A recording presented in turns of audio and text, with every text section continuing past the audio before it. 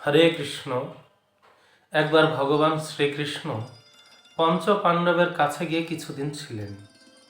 সেই সময় ভগবানের একটা আঙ্গুল কেটে যায়, আর দ্রৌপদী কোনো প্রকারের দেরি না করে সাথে সাথে তার আঁচলটা ছিঁড়ে ভগবানের সেই আঙুলটা বেঁধে দেন। ভগবান শ্রীকৃষ্ণ এর প্রতিদান দিয়েছিলেন। কিভাবে দিয়েছিলেন?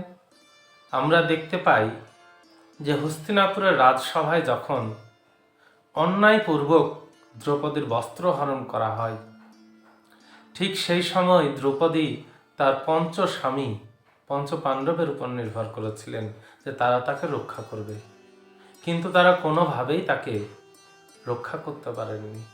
এরপর দ্রৌপদী পিতামহ ভীষ্মের উপর নির্ভর করেন, কিন্তু তিনিও ব্যর্থ হয়েছিলেন।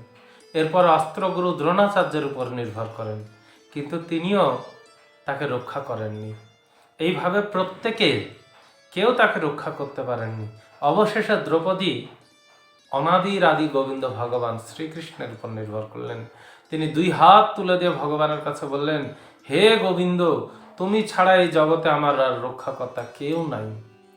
তুমি একমাত্র পারো আমাকে রক্ষা করতে, তা আমি তোমার চরণে শরণ গ্রহণ করছি, তুমি দয়া করে আমাকে রক্ষা করো। তখন ভগবান কি করলেন?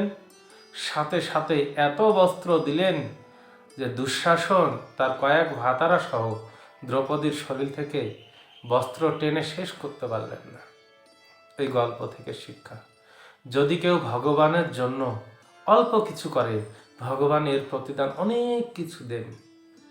যদি ভগবানের সেবা কেউ একবার কিছু করে, ভগবান তাকে এর বিনিময়ে অনেক কিছু দিয়ে থাকেন।